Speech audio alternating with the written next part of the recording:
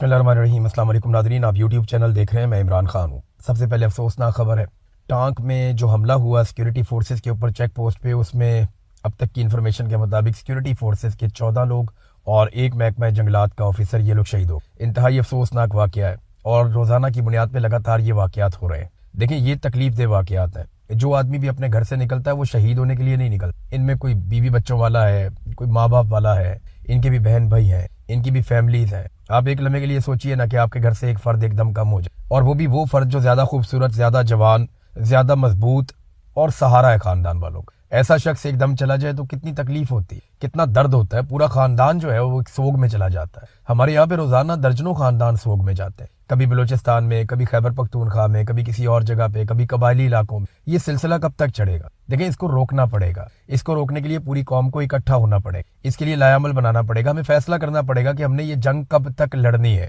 اور اس کو کب ختم کرنا ہے۔ ایسا نہیں ہو سکتا کہ آپ اس کے ساتھ لمبے عرصے تک سسٹین کریں۔ ہم نے ماضی میں بھی دہشت گردی کو شکست دی تھی، اسے ایک مرتبہ پھر ہر حال میں ختم کرنا چاہیے، ورنہ ذہنی مریض بنتا جائے گا معاشرہ آہستہ آہستہ۔ یہ ایک جان نہیں جاتی، ایک پورا خاندان جو ہے وہ تباہ ہو جاتا ہے۔ لگاتار اس قسم کے اٹیکس ہو رہے ہیں اور خبر ہم بعد میں دے دیتے ہیں کہ حملہ ناکام بنا دیا۔ دیکھیں کیسا حملہ ناکام بنایا کہ وہ خود کش حملہ تھا، وہ آئے، انہوں نے خود کچھ دھماکہ کیا۔ اس سے پہلے ایک پولیس چوکی کو رپورٹ ہوا، وہاں پہ بھی دھماکہ ہوا، وہاں پہ بھی لوگ شہید ہوئے۔ بلوچستان میں روزانہ کی بنیاد پہ لوگ کبھی جبری طور پہ لاپتہ ہو جاتے ہیں، کبھی لوگ شہید کر دیے جاتے ہیں، کبھی ٹارگٹ کلنگ میں مار دیے جاتے ہیں۔ ایک جج صاحب عبدالحکیم کاکڑ صاحب، وہ شہید کر دیے گئے۔ بعض اوقات نا ایک چھوٹا واقعہ ہوتا ہے، ایک قتل ہوتا ہے، پھر آپ لمبے عرصے تک اس کی قیمت چکاتے رہتے ہیں۔ عبدالحکیم کاکڑ کا واقعہ چھوٹا واقعہ نہیں ہے۔ ریاست کو اس کے اوپر جاگنا چاہیے اور تمام لوگوں کو اس پہ جاگنا چاہیے۔ باقاعدہ جو بلوچستان کے عوام ہیں ان کو بھی اس کے اوپر جاگنا چاہیے۔ بلوچستان کی عدلیہ کو اور وکلا کو اس کے اوپر آواز بلند کرنی چاہیے۔ اگر عبدالحکیم کاکڑ جیسے لوگوں کو جو یہ کہتے رہے کہ ہم انصاف دیں گے، ہم اللہ سے ڈرتے ہیں، اس طرح کے ججز کو اگر دن دہاڑے قتل کیا جائے گا اور ریاست انہیں بچانے میں ناکام رہے گی، یا انہیں صرف اس وجہ سے مار دیا جائے گا کہ وہ مطلوبہ نتائج نہیں دیتے طاقتوروں کو، تو ایسی صورت میں نظام کیسے چلے گا؟ یہ نہیں چل پائے گا، سارا کچھ کولیپس ہو جائے گا۔ تو میری گزارش ہے کہ جو ادھر ادھر کی ایکٹیویٹیز ہیں ان کو چھوڑ دیں تھوڑے عرصے۔ دہشت گردی ایک بہت بڑا مسئلہ ہے۔ جب تک پاکستان میں دہشت گردی ہے اور سیاسی عدم استحکام ہے، تب تک کوئی سرمایہ کاری لے کر پاکستان میں نہیں آئے گا۔ اور بدقسمتی سے یہ دونوں چیزیں پاکستان کی ملٹری اسٹیبلشمنٹ سے جڑی ہوئی ہیں، جہاں پہ بیٹھے ہوئے سینئر آفیسرز وہ اپنے بارے میں سوچ رہے ہیں، پاکستان کے بارے میں نہیں سوچ رہے۔ ان کو استثنا چاہیے، انہیں ایکسٹینشن چاہیے۔ ابھی 8 آفیسرز کو سپر سیڈ کر کے ایک جنرل کو لا کے لگایا گیا اور ان کو کمانڈ پہ ایک سیٹ دی گئی، حالانکہ پچھلے سال سے اس کی گنجائش موجود تھی، لیکن پچھلے سال یہ نہیں کیا گیا، اس سال کیا گیا۔ ٹھیک ہے، جو مرضی کریں، لیکن پاکستان میں استحکام آنا چاہیے، پاکستان میں امن و امان قائم ہونا چاہیے۔ یہ فیصلے ملٹری اسٹیبلشمنٹ اگر دفاعی نقطہ نظر سے فیصلے کرتی ہے تو ان کے فیصلے ہیں، وہ کرتے جائیں، لیکن کیا پاکستان کو کوئی فائدہ ہو رہا ہے ان فیصلوں کا؟ ذاتی حیثیت میں تو اپنی پسند اور ناپسند آپ کر لیتے ہیں، کوئی ایکسٹینشن لیتا ہے، کوئی استثنا لیتا ہے، کوئی ایکسٹینشن کے چکر میں حکومت گرا دیتا ہے، کوئی ایکسٹینشن کے لیے ایک نئی حکومت بنا دیتا ہے، لیکن اس سے پاکستان کو کیا ملتا ہے؟ ان چکروں سے نکلیں آپ باہر، ایجنسیوں کو ان کا کام کرنے دیں، فوجیوں کو ان کا کام کرنے دیں، پولیس کو ان کا کام کرنے دیں اور سیاستدانوں کو ان کا کام کرنے دیں، اور مل کر ایک دفعہ دوبارہ اس دہشت گردی کو اکھاڑ کے پھینکیں آپ۔ ہمارے بچے روزانہ شہید ہو رہے ہیں، نوجوان روزانہ شہید ہو رہے ہیں، پھر ہم کہہ دیتے ہیں جی حملہ ہم نے ناکام بنا دی۔ کیسا ناکام حملہ ہے جس میں حملہ آور آتے ہیں، وہ دھماکہ کرتے ہیں اور 15 سیکیورٹی فورسز کے لوگ شہید ہو جاتے ہیں، بعد میں ہم خبر دے دیتے ہیں ہم نے ناکام بنا دیا۔ یہ تو D G S P R نے تب بھی کہا جب وہ 20 سے زائد پولیس والوں کو اغوا کر کے اپنے ساتھ لے گئے، انہوں نے کہا جی حملہ ناکام بنا دیا، وہ لاشیں چھوڑ کر بھاگ گئے۔ پھر ہم نے دیکھا کہ وہ اپنی لاشیں تو چھوڑ کر نہیں بھاگے، لیکن پہاڑوں سے ہمارے پولیس والوں کی لاشیں ملتی رہیں اگلے 3-4 دن تک، بلکہ کچھ لاشیں ایک ہفتے کے بعد واپس آئیں، ان کی حالت خراب ہو گئی تھی۔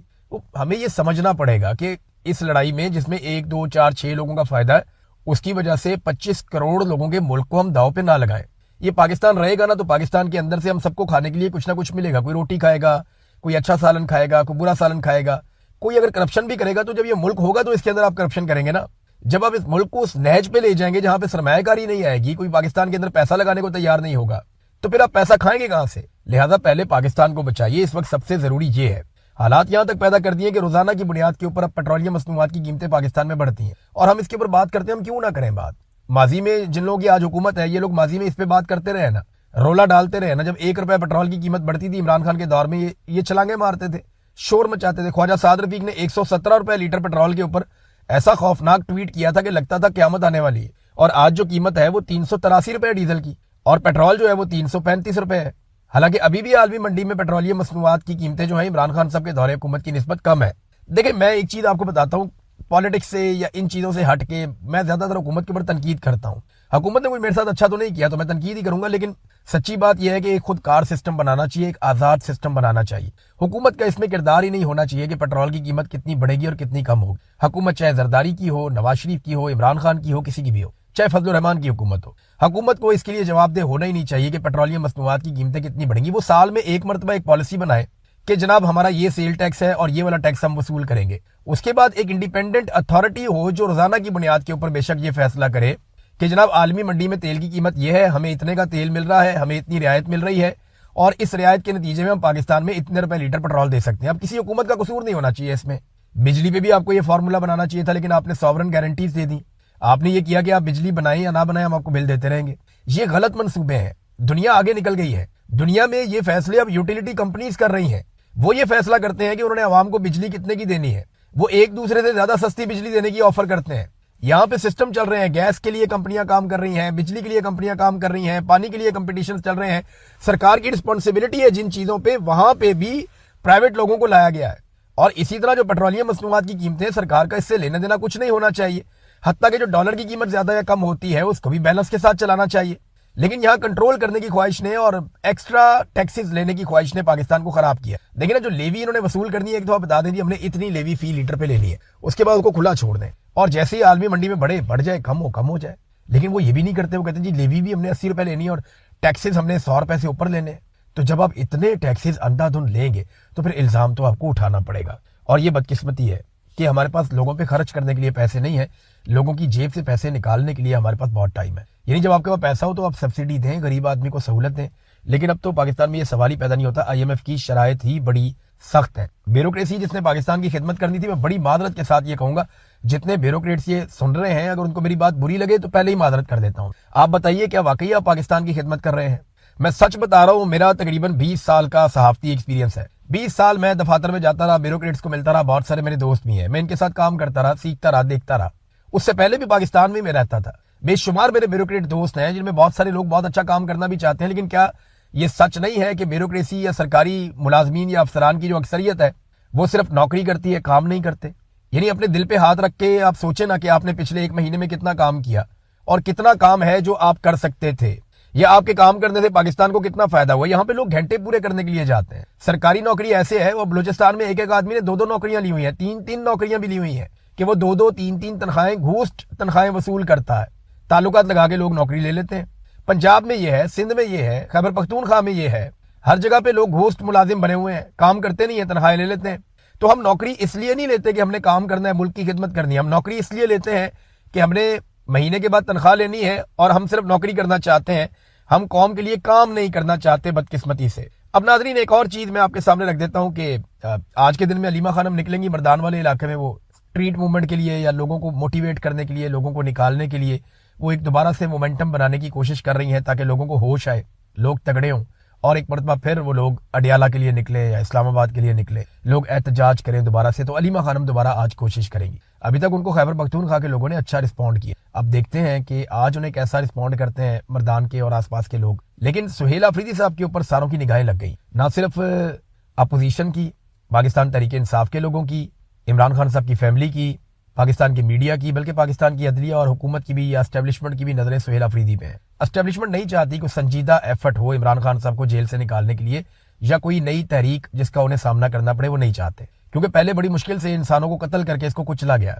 अब दोबारा से अगर लोग निकलेंगे फिर कत्लेआम करना पड़ेगा, और अगर ना कर पाए कत्लेआम तो चीजें हाथ से निकल जाएंगी, लोग अगर बहुत बड़ी तादाद में आ गए तो सुहेल अफरीदी का एक बड़ा टेस्ट है। और मुझे ऐसा लगता है कि शायद उनके पास ये आखिरी मौके की तरह है। ये जो 5 अगस्त है, अगर उसके ऊपर कोई वो बहुत वाज़ेह हिकमत अमली दे देते हैं और लंबा चौड़ा अनाउंसमेंट नहीं करते और वो ये कहते हैं जनाब बस ये फाइनल राउंड है, अब हमने ऐसे ऐसे करके करना है और इस दिन हम निकल जाएंगे, अगर वो वजाहत के साथ आ जाते हैं तो फिर सूरत हाल कुछ और होगी। उनके पास भी अब मौका कम रह गया ना। तो इसीलिए जो 2 चीजें हैं, एक जो रिहाई फोर्स इमरान खान साहब की बनाई थी सुहेल अफरीदी ने, उस पे, और एक जो 9 मई के मुकदमात खैबर पख्तूनख्वा के हवाले से हैं, उन पे आईनी अदालत में तलब कर लिया गया है और ये केस वहां पे सुहेल अफरीदी वाले लगा दिए गए हैं ताकि सुहेल अफरीदी पे दबाव डाला जा सके कि जनाब अगर आपने एहतजाज करना है तो फिर हमारे पास यही रास्ता है।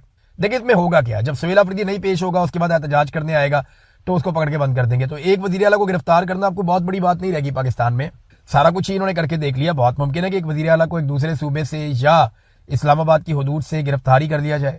آپ نے دیکھا نا کہ علی امین گنڈا پور صاحب کئی گھنٹے غائب رہتے تھے. آج علی امین گنڈا پور وزیر اعلیٰ نہیں ہے، لیکن جب کبھی وہ مستقبل میں کتاب لکھیں گے یا کوئی چیز وہ لکھیں گے یا ان کی فیملی لکھے گی یا ان کے قریبی لوگ لکھیں گے، اگر انہوں نے اس میں سچ لکھا تو وہ یہ بتائیں گے کہ ان کو کون سے افسر اٹھا کے یا بلا کے کہاں لے گئے تھے اور وہاں کیا ڈسکشنز ہوتی رہی ہیں. یہ سارے پول ایک وقت آتا ہے تاریخ میں کھل جاتے ہیں. بعض اوقات جن کے ساتھ ہو رہا ہوتا ہے وہ کھول دیتے ہیں، بعض اوقات جو کر رہے ہوتے ہیں وہ خود ہی پول کھول دیتے ہیں، اور یہ چیزیں سامنے آ ہی جاتی ہیں 8-10 سال 5 سال 7 سال، اب زیادہ دیر چھپی نہیں رہتی. تو سہیل آفریدی کے پاس یہ ایک موقع ہے.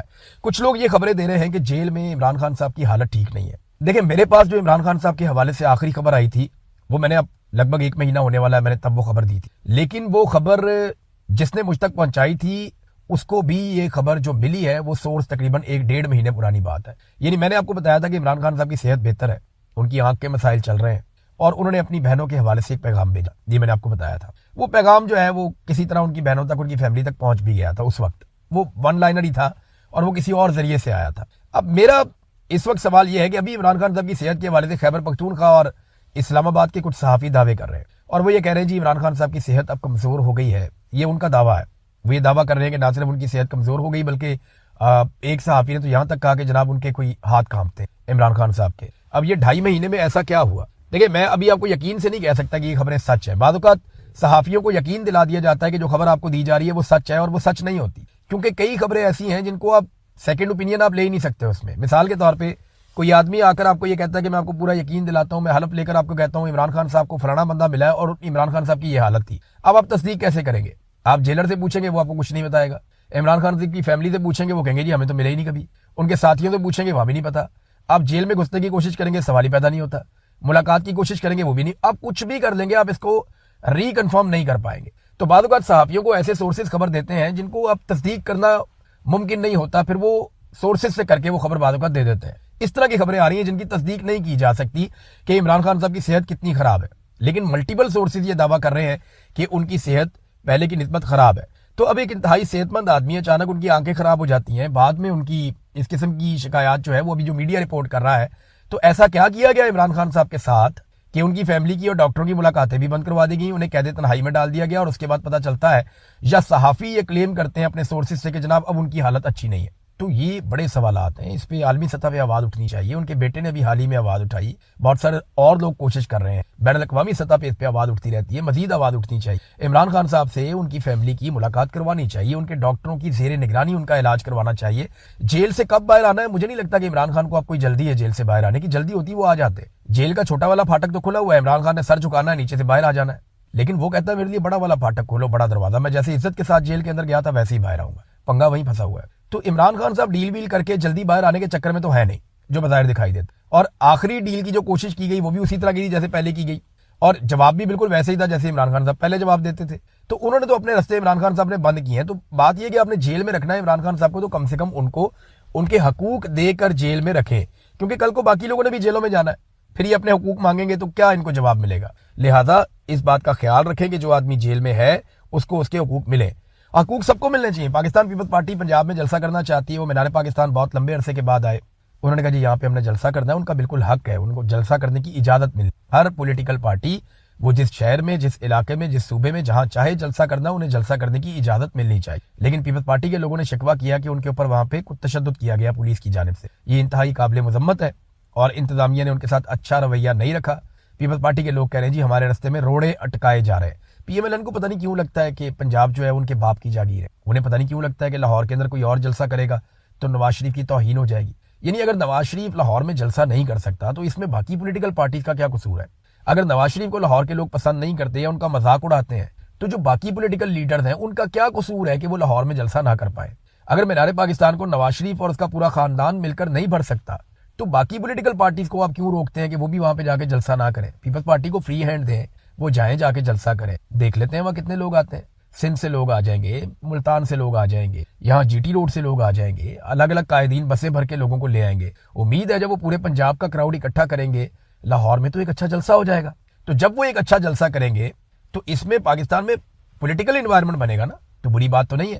لیکن پرابلم یہ ہے کہ مریم نواز اپنے آپ کو اگلا وزیر اعظم دیکھتی ہیں اور بلاول بھی اپنے آپ کو اگلا وزیر اعظم دیکھتا ہے. اور دونوں کے والدین میں جو والدوں میں یعنی دونوں کے بعد ایک ایک والد ہیں، مریم کے والد نواز شریف ہیں اور بلاول کا آصف زرداری. تو ان دونوں میں اس بات کی ریس ہے کون اپنے بچے کو پہلے وزیر اعظم بناتا ہے, اور وزیر اعظم بنانے کے چکر میں یہ دن رات لگے ہوئے ہیں اور ملٹری اسٹیبلشمنٹ کی خوشنودی پر خوشنودی کرتے چلے جا رہے ہیں. جو آزاد کشمیر کا الیکشن ہے اس میں ہم نے بڑے مذاق دیکھے, یہ دونوں جو مل کے پاکستان کو لوٹ رہے ہیں, روزانہ پیٹرول مہنگا کرتے ہیں, 26ویں آئینی ترمیم اکٹھے کی, 27ویں آئینی ترمیم اکٹھے کی, ہر چیز میں انہوں نے پاکستانیوں کو کچل کر رکھ دیا. پیٹرول کی قیمتیں انہوں نے مل کر بڑھائیں, ڈیزل کی قیمتیں انہوں نے مل کر بڑھائیں, مہنگائی کو انہوں نے مل کر بڑھایا, ظلم اور بربریت انہوں نے مل کر کی. تو اب یہ ایک دوسرے کے ساتھ نورا کشتی کر رہے ہیں وہاں آزاد کشمیر میں, اور لوگوں کو ثابت کر رہے ہیں جناب ہم تو اپوزیشن. حالانکہ بلاول کی وہاں پہ حکومت ہے اور نواز شریف کی وفاق میں حکومت ہے, دونوں لوگوں کو چونا لگا رہے ہیں اور دونوں یہ کہتے ہیں جناب ہم تو لوگوں کے ساتھ کھڑے ہیں. حالانکہ سوال ہی پیدا نہیں ہوتا کہ یہ لوگوں کے ساتھ کھڑے ہوں. آپ دیکھیں نا, لاہور جہاں ان کی رسپانسبلٹی ہے وہاں پہ ایک بارش نے ان کا پول کھول دیا. اچھا, بارش کے معاملات, یہ پانی کے معاملات, یہ نارملی میں ایسے جب رپورٹنگ کرتا تھا تب میں رپورٹ کرتا تھا, اب زیادہ میں کرتا نہیں تھا. لیکن کیونکہ پی ایم ایل این نے ہمیشہ بارش کے اوپر سیاست کی ہے, لمبے بوٹ پہن کے یہ باپ بیٹا گھس جاتے تھے ایسے انگلی رکھ کے, تو پانی کے اندر کھڑے ہو جاتے تھے. پھر مریم نواز نے بھی بارش کے اوپر اور یہ سیلاب کے اوپر اور پانیوں کے اوپر اس نے بھی بہت سیاست کی, نواز شریف نے بھی کی. تو یہ خاندان پچھلے 50 سال سے اپنی سیاست میں لاہور کے پانی کے اوپر جو ہے نا وہ ایک سیاست اپنی کھڑی کرتا ہے. تو پھر ان کو وہ پانی دکھانا بھی پڑتا ہے, ان کو جواب بھی انہی کی زبان میں ملتا ہے جو کچھ یہ لوگوں کے ساتھ کرتے ہیں. پھر اس سے پہلے ہمارے بہت سارے صحافی ہیں جو بجلی پہ, آٹے پہ, گیس پہ, دالوں پہ, پانی پہ, سیلاب پہ, بجلی, ہر چیز کے اوپر وہ بات کرتے تھے, وہ اب نہیں کرتے. تو یہ چھوٹی چھوٹی چیزیں جو ہیں جو قوم کے لیے بڑا معنی رکھتی ہیں ان پہ اب ہمیں بات کرنی پڑتی. ناظرین, بھارت میں جینزی میں ہر طرح کے لوگ آ رہے ہیں. یعنی ایسا نہیں ہے کہ وہاں پہ کوئی بہت زیادہ کو پڑھے لکھے نوجوان ہیں یا ان کے شعور کا لیول پاکستانیوں سے بہت بلند ہے. کچھ ایسے انٹرویوز آتے ہیں جن میں وہ بڑی اچھی اور شاندار باتیں کرتے ہیں, لیکن وہاں پہ ٹک ٹاکرز بھی آ رہے ہیں. نوجوان آتے ہیں, فلمی ڈائلاگس کے اوپر اپنی ویڈیوز بناتے ہیں, چلے جاتے ہیں. مذاق کرنے والے نوجوان بھی آتے ہیں, رقص کرنے والے نوجوان بھی آتے ہیں, انجوائے کرنے والے نوجوان بھی آتے ہیں, رولا ڈالنے والے نوجوان بھی آتے ہیں, ڈنڈے کھانے والے بھی آتے ہیں, ڈنڈے اور پتھر مارنے والے بھی آتے ہیں. تو یہ جو جینزی ہے نا, یہ ایک مکسچر ہے. آپ یہ نہیں کر سکتے, کوئی یونیفارم فورس نہیں ہے کہ سارے کے سارے بڑے باشعور ہوں گے, سارے کے سارے ایک جیسے ہوں گے, سارے کے سارے ایک جیسی بات کریں گے. نہیں, یہ نوجوان ہے, ان کے شعور کا لیول اور ان کی تربیت اور ان کا طریقہ کار الگ الگ ہے, لیکن یہ ایک مقصد کے لیے اکٹھے ہو گئے ہیں. اور یہی ہوا باقی شہروں میں جہاں جہاں پہ جینزی اکٹھی ہوئی ہے. اور اس مرتبہ یہ جو سارا کچھ ہو رہا ہے یہ بھارت میں ہو رہا ہے. مودی سرکار نے آج کا دن مانگا ہوا ہے اور آج مودی سرکار فیصلہ کرے گی. وزیر تعلیم کے حوالے سے ان کو فیصلہ کرنا ہے, کیونکہ جینزی کہہ رہے ہیں کہ جب تک ہم وزیر تعلیم کا استعفی نہیں لیتے تو کاکروچ جنتا پارٹی پیچھے نہیں ہٹے گی. گجرات اور دیگر شہروں میں بھی لوگ نکل کر باہر آ گئے ہیں. تو حالات اتنے آسان نہیں ہیں مودی صاحب کے لیے جتنا ماضی میں ہوا کرتے. اب تک کے لیے اتنا ہی. اپنا خیال رکھیے گا, اپنے اس چینل کا بھی. اللہ حافظ.